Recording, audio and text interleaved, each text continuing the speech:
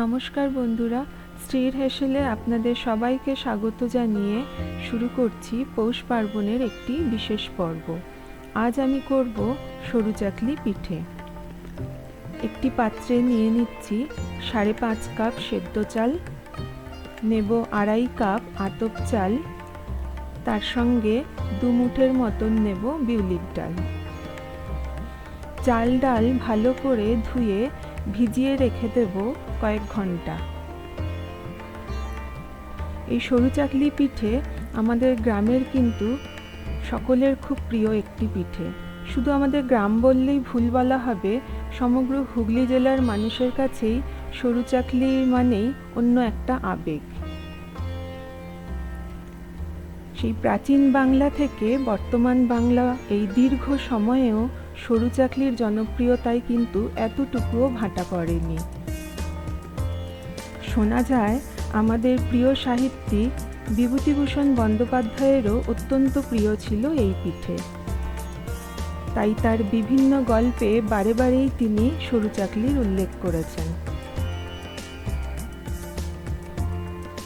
চাল ডাল ভালো মতন ভিজে গেছে, এবার আমি বেটে নিচ্ছি। খুব মিহি করে চাল ডাল বেটে নিতে হবে।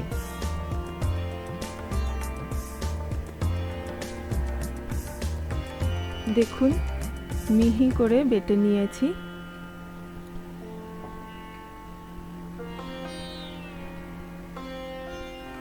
পুরো চাল ডালটাই আমার বাটা হয়ে গেছে।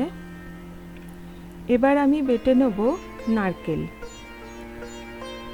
অর্ধেক মালা নারকেল কুড়িয়ে আমি বেটে নিয়েছি। সরু চাকলি পিঠে করতে গেলে নারকেল বাটা যে দিতেই হবে এরকম কিন্তু কোনো বাধ্যবাধকতা নেই, তবে নারকেল বাটা দিলে পিঠেটা খেতে ভালো হয়, এই আর কি।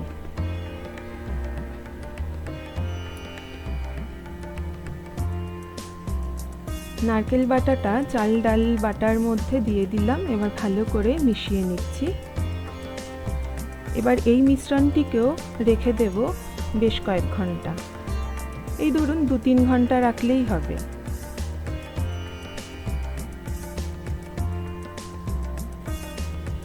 এবার আমি একটি বড় পাত্রে মিশ্রণটিকে অর্ধেকটা ঢেলে নেব।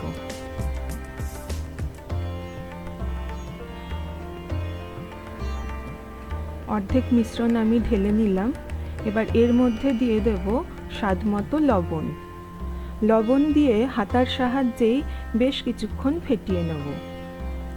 এখানে একটা কথা একটু বলে রাখি, সরু চাকলি পিঠে খেতে কিন্তু মোটেও নোনতা ভাব হয় না। যেহেতু গুড়ে চুবিয়ে এই পিঠে খেতে হয়, তাই নুনের পরিমাণটা কম দিলেই ভালো হয়।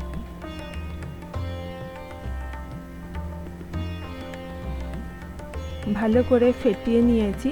এবার অল্প অল্প জল দিয়ে মিশ্রণটিকে পাতলা করে গুলে নেব। সরু চাকলি পিঠে অনেকেই করে খেয়েছেন, অনেকের কাছেই সরু চাকলি পিঠে অত্যন্ত প্রিয়, কিন্তু আবার অনেক মানুষ আছেন যারা হয়তো সরু চাকলির নামটাও শোনেননি বা কখনো করেও খাওয়া হয়নি। তাই তাদেরকে বলছি, আজকের রেসিপিটা দেখে আপনারা বাড়িতে খুব সহজেই বানিয়ে নিতে পারবেন এই পিঠে। দেখুন, গোলনাটা এরকম পাতলাভাবে গুলে নিতে হবে। এবার আমি ওভেনে একটি ফ্রাইং প্যান বসিয়ে দিলাম। ফ্রাইং প্যানটাকে হাই ফ্লেমে খুব ভালোভাবে গরম করে নেব। তারপর একটু তেল মাখিয়ে নিচ্ছি।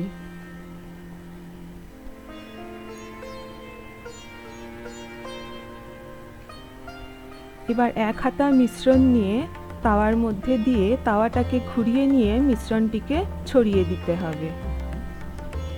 এবার গ্যাসের ফ্লেমটা একদম লো করে 1 মিনিটের জন্য আমি ঢাকা দিয়ে রাখছি।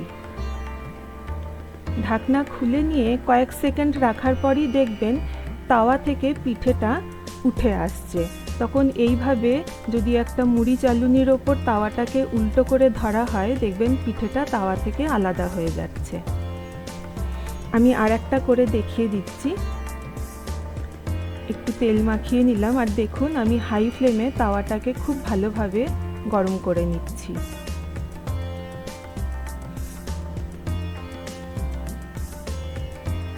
এবার আমি ফ্লেম লোতে করে দিয়ে 1 হাতা গোলনা দিয়ে দিলাম তাওয়ার ওপর। এবার আমি 1 মিনিটের জন্য আবার ঢাকা দিয়ে রেখে দিলাম। এবার চলুন পিঠেটা দেখিয়ে দিই। এই দেখুন কি সুন্দর পিঠেটা জালিদার হয়েছে। তাওয়া যদি হাই ফ্লেমে খুব ভালোভাবে গরম না করেন তাহলে কিন্তু পিঠের মধ্যে এই জালি ভাবটা আসবে না এবং পিঠেটা ফেটে যাওয়ার সম্ভাবনাও থাকবে। দেখুন প্রত্যেকটি পিঠে এরকম পাতলা আর জালিদার হবে। আর প্রত্যেকটি পিঠেই দেখুন কি সুন্দর তুলতুলে নরম হয়েছে। এইভাবে একে একে আমি সব পিঠেগুলো তৈরি করে নিয়েছি। পৌষ পার্বণের শীতের রাত মানেই আমাদের কাছে সরু চাকলি আর তার সঙ্গে ঝোলা গুড়। আর 2 দিন পরেই তো পৌষ পার্বণ, তাই আপনারাও চটপট বাড়িতে বানিয়ে ফেলুন সরু চাকলি পিঠে। আর হ্যাঁ, পৌষ পার্বণের আগাম শুভেচ্ছা জানাই সকলকে।